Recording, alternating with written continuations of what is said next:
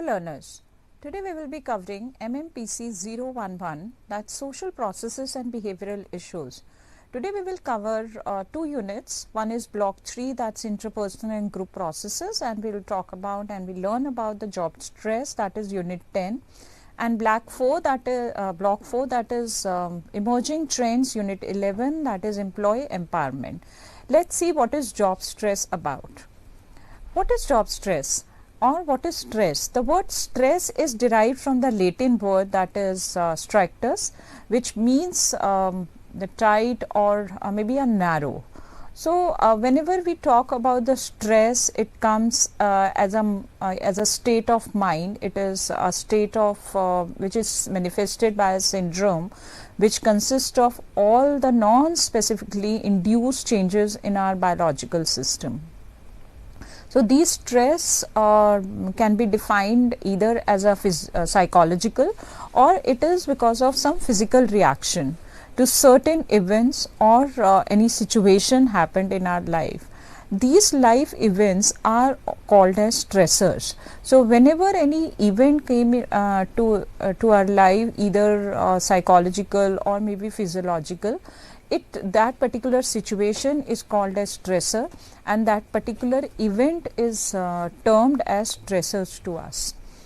So the stressor or a demand can be a person or an event that triggers or stress the response. This physical reaction are stress reactivity. When these physical reactions occur for a longer time, for like a job, and the stress beyond the tolerance limit of the body, that is maybe a negative or a negative physical reaction or consequences, or maybe any psychological consequences that may result to these consequences are called strains. So these stress activity, which is a physical reaction, the consequence of these stress reactivity are the strains. There is a strain which refers to the adverse psychological, physical, behavioral, organizational consequences that may occur as a result of stressful events. For example, a particular event might happen to a stressful to you, but it may be stressful, it may not be, might be stressful to the other person. The stress is subjective. It is not all stress is bad. Sometimes the stress are to boost up the employee's morale or to boost up the employee's productivity. That is called as eustress. That eustress is resulting in positive energy and enhance the performance and health. That is called eustress. EU means something that is proper. Or a positive stress. We experience on experiencing the stresses and a feeling of a challenge or achievement is a eustress. So this is a difference between the distress and the eustress. The distress occurs when there is too much stress or too much strain in person, which cannot be when a person cannot be cope up, and nothing is done to mitigate its effects. These events creates a harmful effect for a person. For example, the last attempt for a job interview, hence negatively give a stress to an experience when there is an imbalance between the stressors, that is the demands placed on the us and our ability to meet those demands. So the eustress is a positive stress, whereas the distress is when a person cannot be able to cope up and cannot be able to mitigate that effects. Too much of arousal or having the little arousal will results in low performance, while a moderate level of arousal will result to the peak performance. So this is there is a optimal arousal or a inverted U theory, where the some stresses are always helpful, and it is known to be as a U theory. And this optimal level of arousal differs from person to person.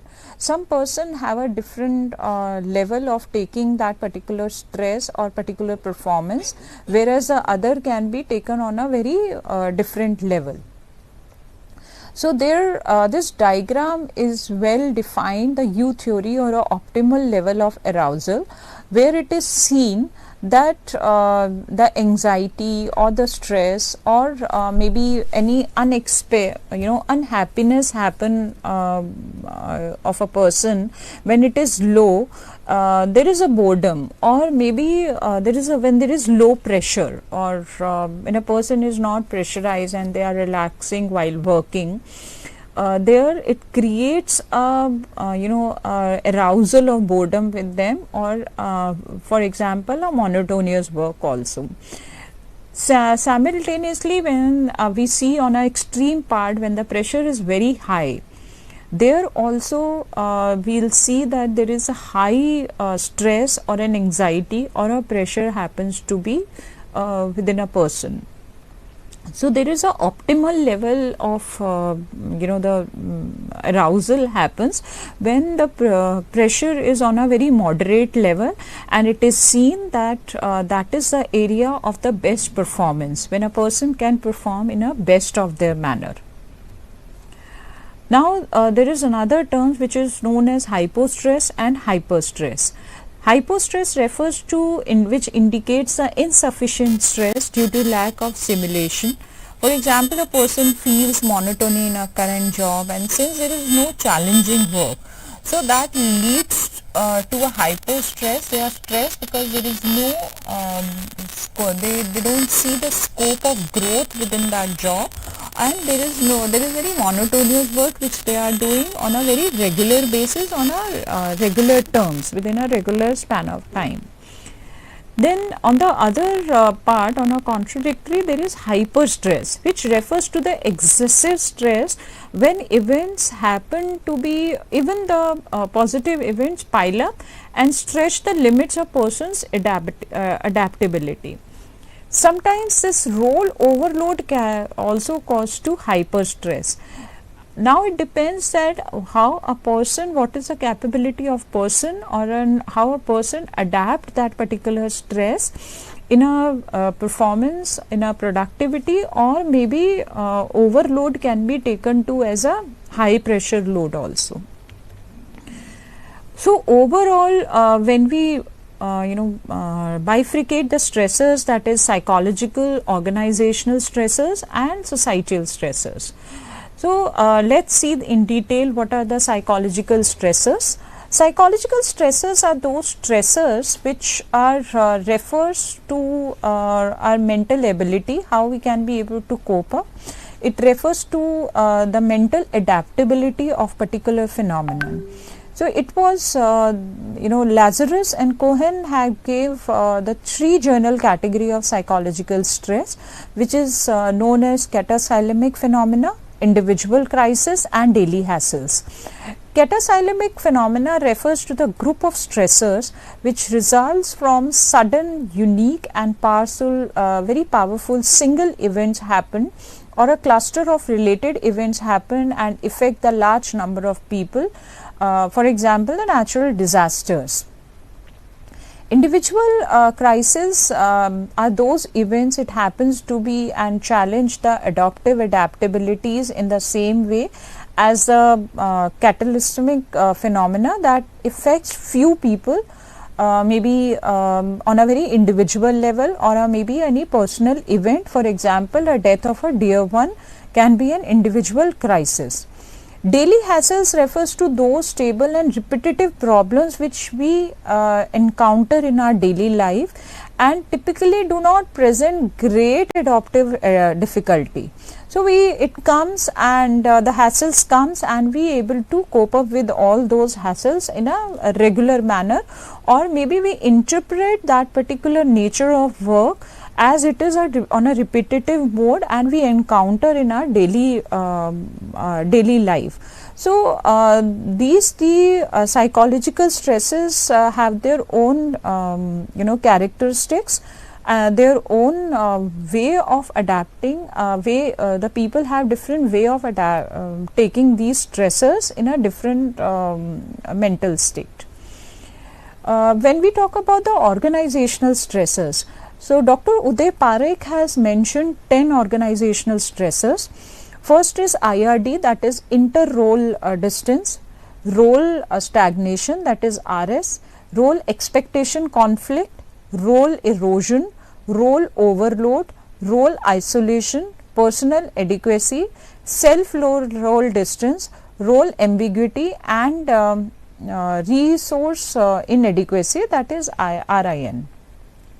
Let's understand these major 10 organizational stressors which happen to be at the workplace.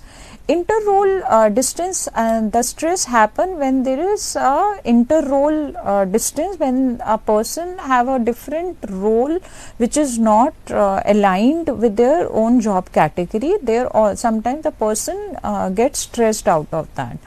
Role overload refers to when an employee is overloaded with a role which is not a part of their job or part of their work. They get stressed out of that. Role stagnation refers to when the role is stagnant. Then also the employees get stressed out of it. Role expectation conflict happen when an employee doesn't while recruiting, when the role is given to them or the job category is given to them, differs from the role assigned to them. So, there the conflict happened between the employees. There the conflict happened because that expectation came to them while recruitment process, and there the conflict happened because that particular role was not given to them. Role erosion happen when this stress comes when certain responsibilities or certain along with that certain authorities erode out of their role. Role isolation happen when the role is in an isolated manner, when nobody is recognizing, when an employee is isolated due to that particular role. They are not in sometimes they are not clear about their roles also. Personal inadequacy, when an employee cannot be able to perform as per their role. This happens to be as a PI stress.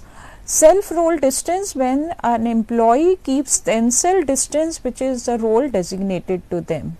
Role ambiguity happens when the role or the job responsibilities are not very clear to them, when it is very unclear job role is given to them. Then also a person happens to be in a stress. Role inadequacy happens to be when the resource inadequacy happens to be when this stress comes to an employee, when the role is not aligned with their own capability and their knowledge. So, all these 10 organizational stressors happen to be at the workplace, and it is very well defined as per the role of an employee.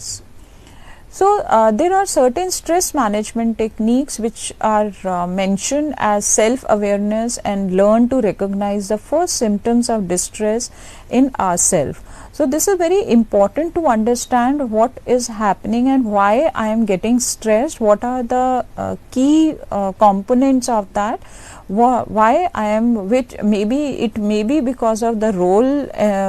For example, at the workplace, at an organization level, it is because of the role ambiguity, or it is because of the role overload. So, here an employee has to be very clear on if it is overloaded, then he or she can be check with their supervisors or the managers about the load of a work which is assigned to them. If they are not able to performance is not up to the mark, or maybe if it is because of the role ambiguity, then it has to be sit with the managers or the supervisor to align the roles with in a proper manner, in a clear manner. It should be focused in preventing and managing stress at an individual and organizational levels. So there are certain personal strategies also which helps to prevent and manage the stress. First and foremost is work-life balance. Balancing the act will act on physical and psychological well-being and will help to cope up with the demands, the challenges and various stressors at personal level and at workplace. This is very important at an organization level because it is seen that most of the people cannot be able to balance their work life because of the role overloading, or maybe because of the role isolation, or also sometimes because of the role ambiguities. So this needs to be work it out, and nowadays most of the organizations are really working and strategizing the work-life balance at their workplaces. Second is time management. Time management again is very important because it is the most significant strategy to prevent the stress. One should manage time effectively, thereby setting priorities and accomplishing goals and commitments. So there are certain strategies to cope up with the time management, how to prioritize the thing. There are time sheets, there are journaling, there are to-do lists. So there are a lot of time management strategies which can be able to manage the stress if it is happening because of the time crunching. Then there is certain coping skills. Coping skills refers to how to deal with a conflict, how to deal with a because at the organization level it is very normal and it is very natural to get into the conflict. But there are some people really get stressed out of it if something happens at the workplace. So one should try to improve the coping skills by focusing what the person can change and control instead of focusing what one cannot change. So this makes a clear to an employee how to deal with the conflicts happening at the workplaces. Then there is another very important strategy is social support. It is one of the mediating factors of the how people cope up with the stress. Social support act as a buffer to many types of stressors, especially at the workplace. We can see at the workplaces that there are friends group or subgroups within the main formal setups that creates a positive humor or positivity among all the people or the employees around them. They laugh, they enjoy, there are positive humors at the workplace which happens to create the positive emotions among the employees. It lowers the stress, it enhances the productivity. So social support system at workplace provides a very important role. It plays a very important role in emotional well-being, the information, the feedback, even the support and mentoring helps to be as a social support. For example, if an employee is always stressed out at workplace and cannot be able to enjoy the work, it is not possible that particular employee to be productive at a workplace. So it needs to be very important that along with a well balanced life, work life, along with the time strategies, they need to be get along with the people around them so that they can be create a positive and emotional well-being among the employees at the workplace. The other strategy on a very personal note is positive mindset and resilience. How we respond to the potential stressful situations depends on the mindset of a person is having. A positive attitude alters our subjective experiences of stress when it occurs. Positive thinking can be learned over time. Negative thinking or the pessimistic person is found to be related to depression.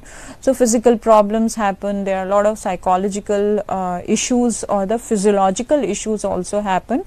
It also leads to the low level of achievement. So positive mindset to create emotional well-being is very important, and it has to be very clear on everybody's attitude that there are lot of things happen which is out of their control.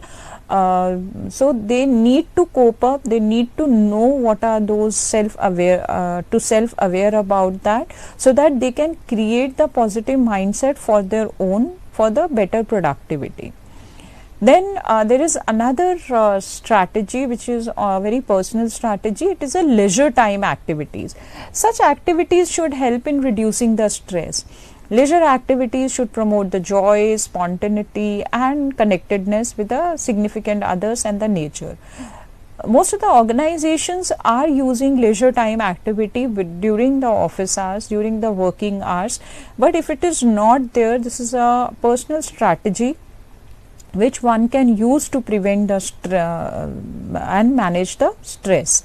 So this one should be involved in some of the leisure time activities which help them to reduce the stress which is happening due to the organization level. There is another personal strategy to prevent and manage stress is which is given in the positive psychology, which is known as PERMA. PERMA refers to the positive, P refers to the positive emotions, E refers to the engagement, R refers to the relationship, positive relationship, M refers to the meaning, and A refers to the accomplishment. Now let's understand about these terms.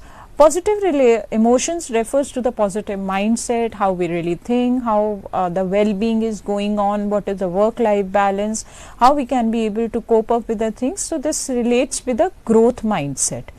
Engagement refers to how we are engaging ourselves into what activities, into what kind of support system we have, what are we for example, most at the workplaces there are yoga activities and the leisure time activities which helps them, maybe even at the cultural programs are there time to time, and lot of engaging activities happen to be at the workplace to make them engage and connect with each other. Positive relationship happens to be very important to manage the stress, because if there is no positive relationship at the workplace within the employees, it may impact not only the individual performance but an organizational performance on the whole. Meaning of doing something is very important. One has to be very meaningful and very mindful in doing any activity. And finally is accomplishment. Accomplishing the things is very important, because that creates a confidence, that creates the the positive emotion or a well-being within an employees to move further, to do it in a better manner. So overall there are 5 dimensions of positive organizational behavior. That is the learned optimism, self-efficacy, emotional intelligence, subjective well-being and hope. So these learned behaviors are very important.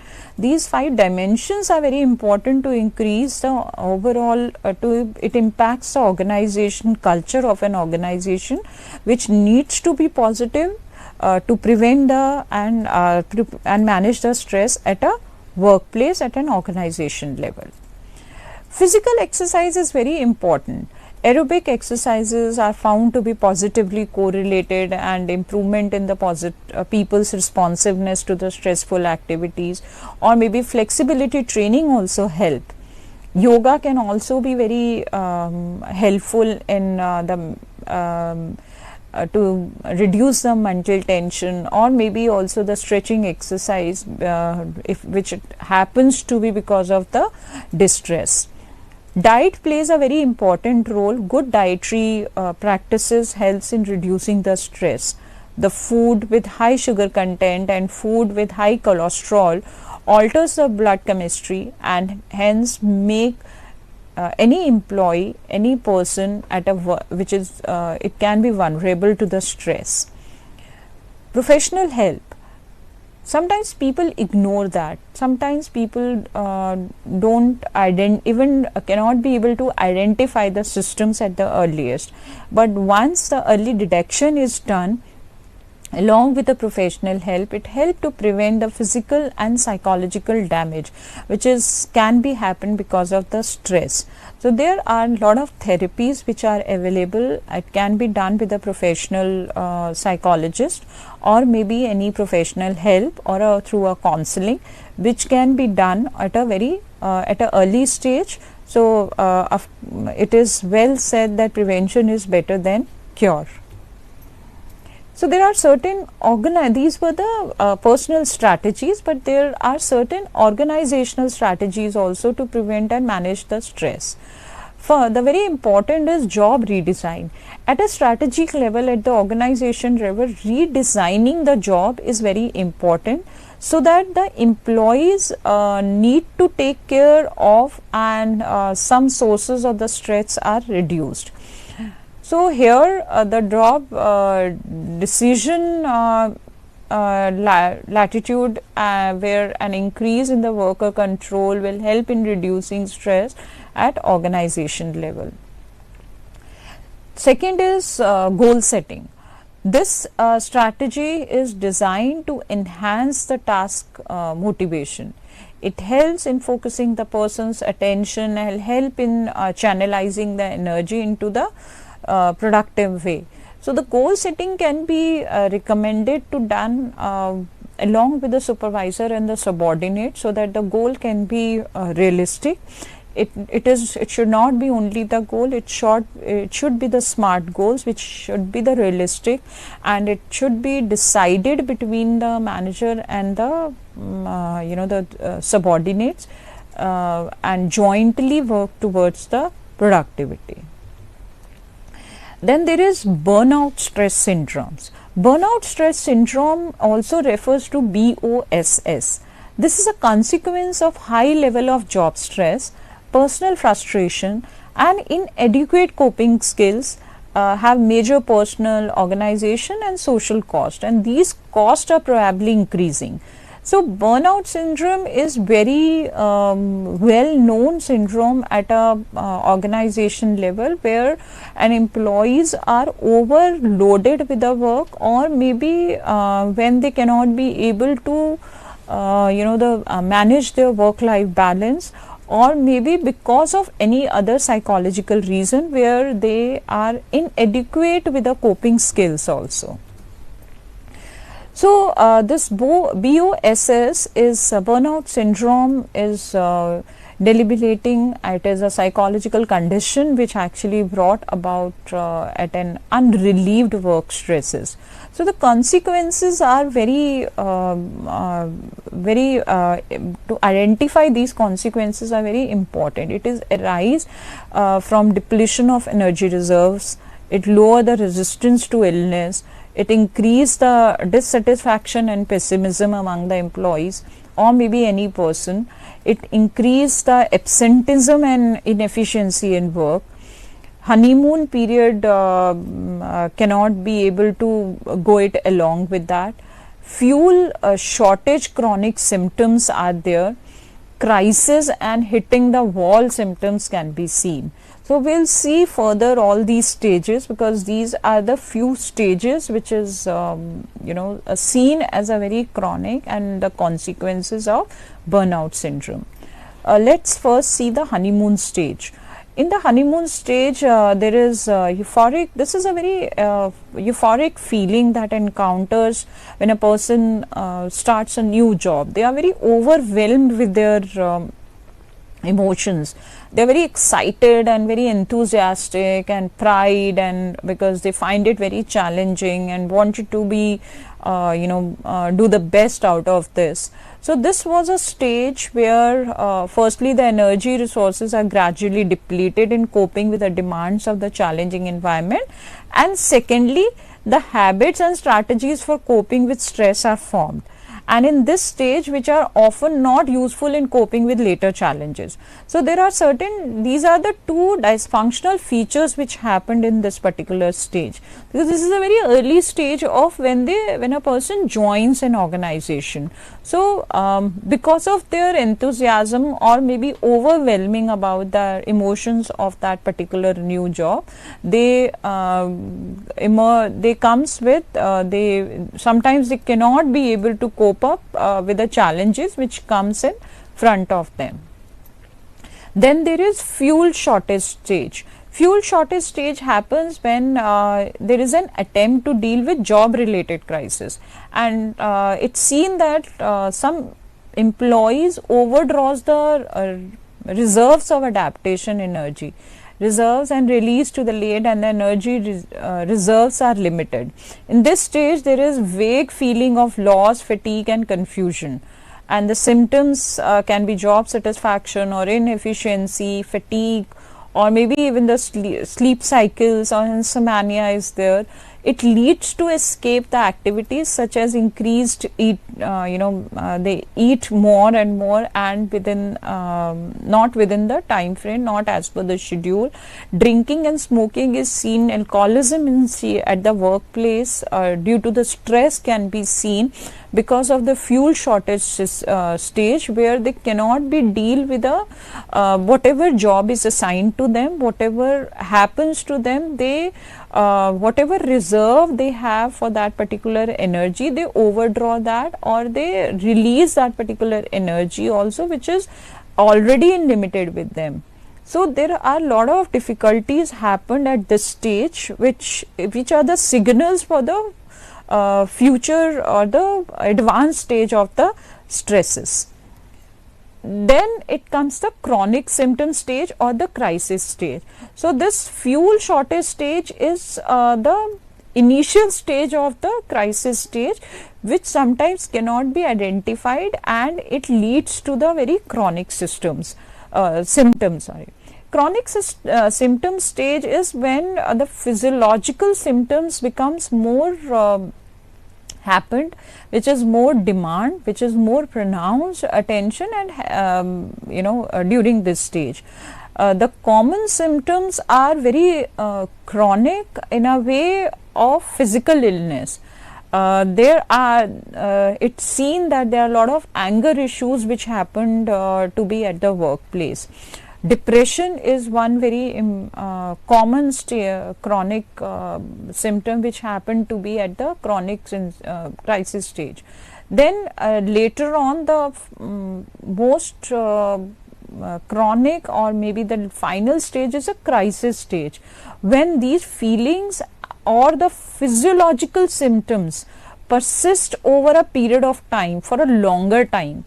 The individual enters a stage of crisis.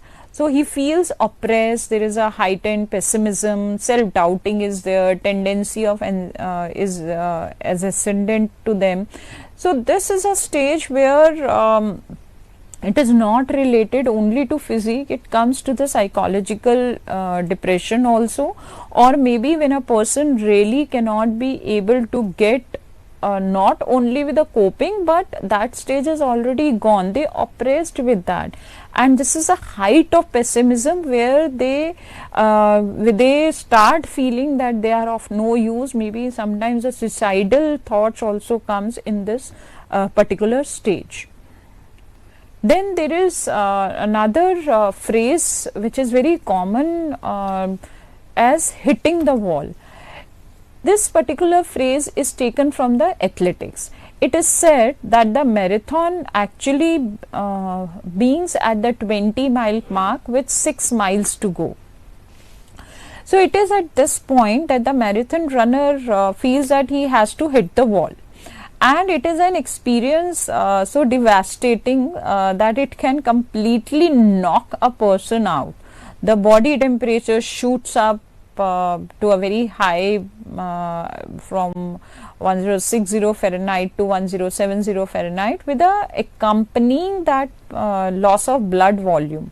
So this leads to muscle paralysis when they are in an extreme of their physiological condition, and deals, and the consequence can be the dizziness, or they sometimes faint even at the fields when we talk about at the athletes, and even they collapse at the fields. So this similar kind of experience can be seen at a workplace also, where a person is so much stressed, when the person is overloaded with their psychological and the physiological conditions, where they cannot be able to adapt the change, where they cannot be able to cope up, they don't know the strategies to cope up, or maybe they are not going through that coping strategies. They collapsed at the workplace, they faint because these are the physiological conditions which comes along with the stress conditions, which happens to be not only psychological but also started with a physiological condition. So with all this adaptation, which where the energy deplete, where the energy actually comes to a zero, one may lose control on one's life, or it may actually leads to the result of a professional career, where they really feel that they cannot be able to work, or maybe they get into that kind of physiological condition where they cannot be able to take care or take over their professional career. So this stress is like a electric power. It may take a bulb light up and provide the brilliant illumination. However, if the voltage is high, then when the bulb takes off, it can be burnout of the bulb, and the phenomena of burnout is very harmful effect, and the stress leads to loss of effectiveness on an individual level. So burnout can be defined as a end result of stress experienced, but not properly coped up, which the stress is not properly coped up, that is called as burnout, which results in symptoms of exhaustion, irritation, ineffectiveness, and inaction, inability to do the things, or maybe even discounting, doubting themselves and others. The problems occur because of the health also, hypertension, or maybe the heart issues or the ulcers. These are the few elements which happens to be because of the burnout. Parekh has suggested, Dr. Uday Parekh has suggested the opposite phenomena of glow up. He mentioned, he reported that it occurs, he researched that it occurs when stress is properly channelized. A person is not burnout, it can be glow up. Glow up results a feeling of challenging, they take the stress as a challenge. High job satisfaction, it relates with the creativity. When a person is take the challenging, or but before that particular stress has to be properly channeled, or properly take up the coping strategies. Then only a person can be able to perform in a better way, in an effective way, in a more creative way, in an innovative way, and also adjust to work life and able to do the work life balance. There is another syndrome which is known as ROSS, that is rust out stress syndrome. Researchers have observed a phenomenon which is the opposite of BOSS, that is burnout syndrome. The rust out syndrome is a stress syndrome, or ROS is indicative of stress underload. Person can be stressed because of overload in case of BOSS, that is burnout. A person can be stressed when there is underload, when there is no work to do, when they are just sitting idle at the workplace and they are not able to they are not able to show their capabilities. It occurs when there is a gap between what the executive is capable of doing and what is required to do. This concept of role erosion is close to the concept of Ross.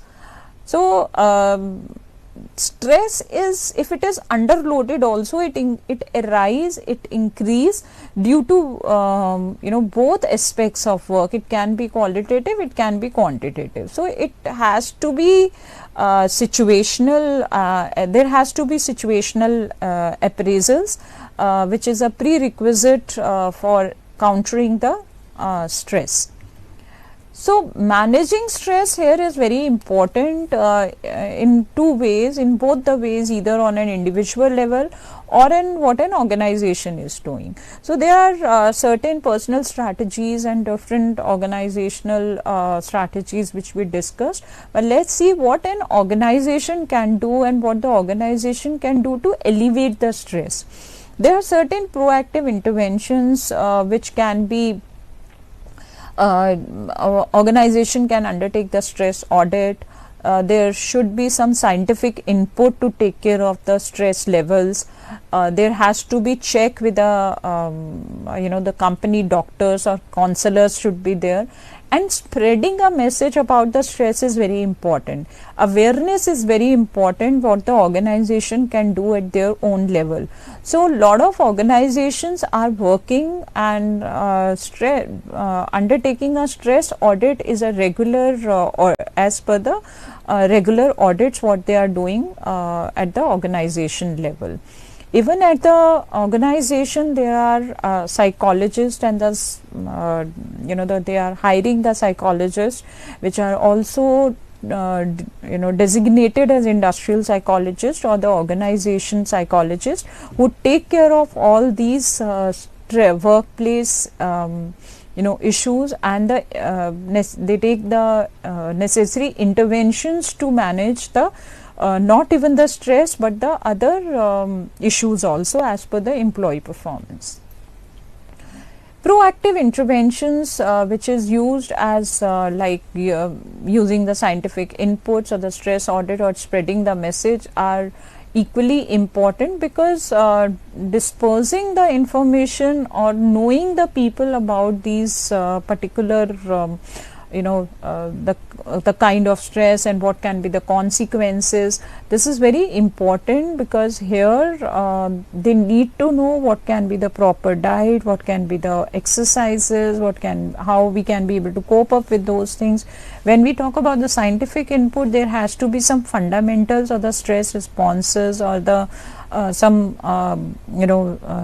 validated inputs has to be there. Stress audit, as I said, it is organizations have almost a century now paid due attention to the maintenance and creation, and they are updating the technology because of that. So other organization strategies are job redesign and goal setting, which we discussed before also, because redesigning a job is very important. Whether a person is overloaded or he or she is underloaded, these two extreme conditions can lead to the stress, which not only happens to be a reason for the stress, but also happens to be the unproductive employees also. So goal setting is a very important strategy which has to be designed to enhance a task in a very productive way.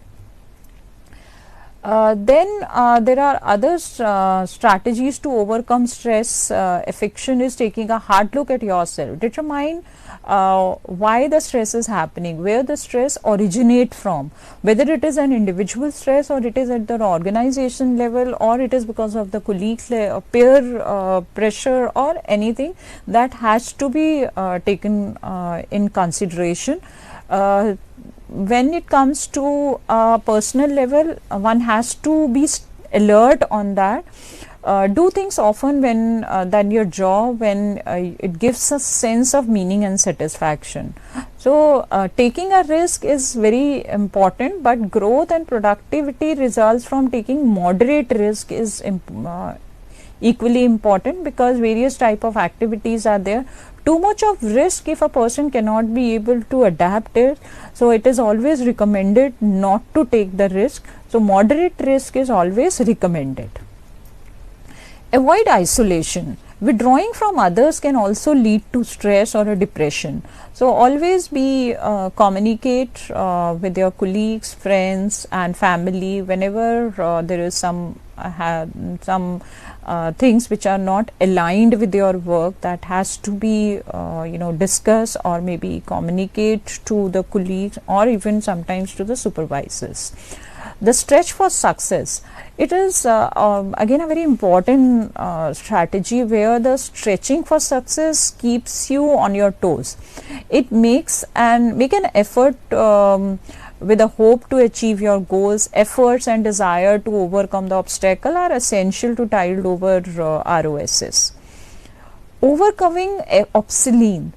That is, update your knowledge. Updating is very important. Upgrading yourself on the skills, on the knowledge base is very important. It also refers sometimes to as a continuous learning and upgrading yourself. So updating, because we are in a rapid technological changes, so there are a lot of changes are happening on our day-to-day life. So we need to be update ourselves on a day-to-day basis. Or maybe whatever new technology or whatever new challenges are coming, how to really deal with that. That also keeps you update and make you more confident at the workplace. There are certain safety valves which happens to be, so safety valves are known to be as that there are some safety norms. Firstly, it enables to escape the direct pressure of work stress. And safety valves help to one's instinctive stress response mobilizes one to single escape strategy. Maybe it happens to be a vigorous physical fight at workplace. The second function of the stress safety valve is to encounter and act as biochemical and psychological changes that occur when mobilized and deal with stress. One may or may not aware, or maybe they build out of it. Then changing gears. Changing gears involves a shifting from work to something else. Whenever the stress happens, it is said to be that change your gear or maybe move out of that. This feeling or this movement happens to be as a the psychologists call such pursuits as intrinsic motivators. So whenever there is a shift, there is a, for example, a work stress from some particular work, change your gear and try to do the activity which capture your own interest, which you are feeling the feeling of better whenever work doing, which you feel it in a a very positive manner. So here the changing gear not only removes one's attention but also a distraction towards the pressure of work. So it helps to drain off or to really strategize, give a time or a space to strategize further to reduce the stress. So there are certain suggestive safety valves are also cut back on excessive hours. For many people, burnout and overtime go hand in hand. The more they work, more they do the overtime, and more hours you work, and more likely you have have burnout. Exercise, because burnout always comes from exercise, mental and emotional stress. Physical exercise offers one of the best safety valves, because that release your hormones which leads to the stress hormones. Pamper yourself is very important strategy and very well suggested by the well-being professionals. Most of us even sometimes don't know how to pamper ourselves. So experiencing when we are experiencing the life crisis, we send the flowers to a friend, to a hospital, and walk and talk to them, or maybe some special attention we give it to others. Why not to ourselves? Pampering yourself can also have the same effect. tapping your back again, or maybe going out for at your favorite food point, or maybe shopping for yourself is also a kind of pampering yourself sometimes, which release the stress hormones. So along with that, getting involved, a boring job can lead to burnout easily. So get involved with those things which you really along with your work, which you really wanted to work. Warm up slowly. One can often get control of tense pressure work day by day, and it can be changed the way it begins. So start your day, or maybe warm up before you start your day. So there is another, that is practice relaxation technique. That can be meditation or yoga, or one can, and that process of learning that actually switch off the stress response. So there are a lot of safety valves which we have discussed, and it also leads to the employee empowerment, where the empowerment is a process of enabling and authorizing an individual to think and behave, act in a particular, or decision making in an autonomous way. So empowerment is the ongoing process of providing the tools, infrastructure, training, resources, encouragement and motivation your workers need to perform at an optimum level. There is a hidden potential among employees which can be revealed through empowerment. There are certain theoretical approaches to empowerment: is social structure perspective, psychological approach, and critical perspective. Social structural perspective is redesigning of advancing organizational policies, practices and structures, whereas psychological approach refers to when it develops a competence and self-determination among the employees, whereas a critical perspective is empowering and arguing that empowerment leads to less precise control over employees. So employee empowerment is described to be more towards as commitment, leadership and facilitation. So overall the management role revolves around 3 dimensions, whereas the employee empowerment, where the manager's role in empowerment, or supervisor or a leader role in empowerment, consists of exhibiting a supporter's attitude, being a role model, being a mentor, being a trainer, being a facilitator, and practicing management by walking and taking quick action in recommendation and recognizing the accomplishment of their workforce or the employees. It can be through the brainstorming. Employees are seen to be as motivated and share their views and ideas. All these ideas can be recorded and take it as a suggestion list, and the process can be repeated on a group narrow, because that gives a feeling of the own. Quality circle is a group of employees who assembles and regularly make quick group decisions regarding improvements of the organization. The main difference between quality circle and brainstorming sessions is that quality circle members are volunteers and who summon themselves and conduct their own meetings. The quality circle assembles regularly before and during or after a shift to discuss their work, and they predict the problem, they propose the workplace improvement, the goals, and make the plans as per the within the volunteers or within the experts, because the identification of the problem is done on their own. So it is very common at the workplace at a manufacturing concerns. Walking and talking, that is MWA, that is management by walking around. This is a very simple technique and very efficient technique, where it is simply walking around the workplace and talking with employees, and can be effective way to solicit the input. To get the best input and the real time input is through the MBWA, which is effective way of prompting employees and asking the right questions, or maybe giving them the open ended questions to get the suggestions, or maybe getting the feedback from at the workplace. There are certain things which the leaders can build an environment and employ people, that is, give power to those who are demonstrated the capacity to handle the responsibility. So authority and responsibility has to be aligned. Create a favorable environment in which people are encouraged to grow their skills. Don't second guess others' decisions and ideas unless it is necessary. This only undermines their confidence and keeps them from sharing future ideas with you. Give people discretion and autonomy over their task and resources. So there is employee when the employees are empowered. So it increases the productivity and morale of an employees. Empowering employees make decision on their own and increase the productivity.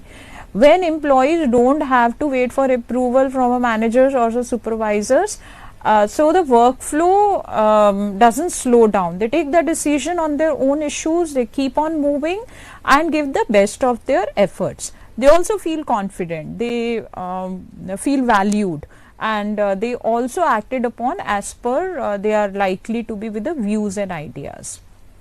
The quality definitely enhance of the empowered employee, because with the tools, because they are provided with tools and guidelines through proper training, they are learned and independent decision makers.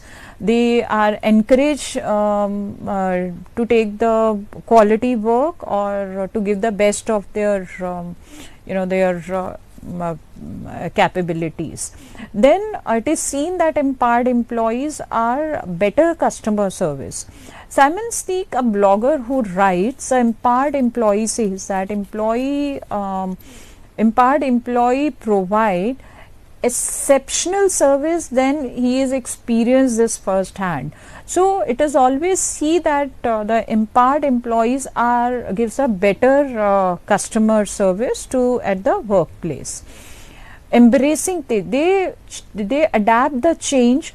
The empowered employees are always free to take the challenges and changes which is happening around, and because we are in a very changing environment, there are a lot of disruptions is happening at an organization level, at an economy level.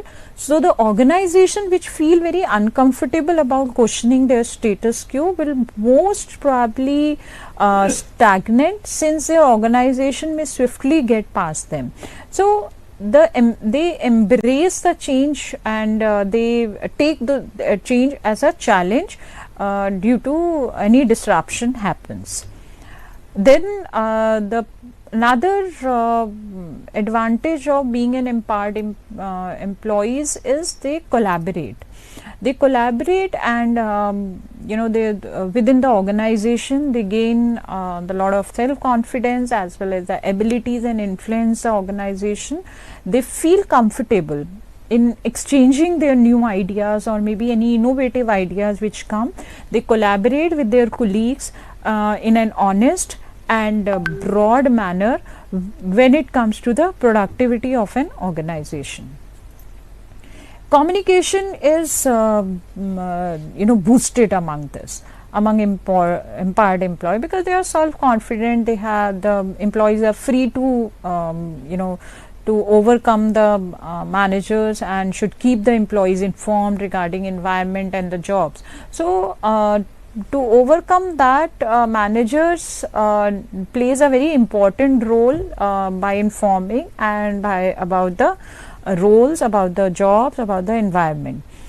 Clients will be much happier, because as I said, it is the best customer service is given by the empowered employees. They themselves are more than satisfied, and they are well happy with their job. They are well informed in their job, so that is what they pass it to their customers or the clients.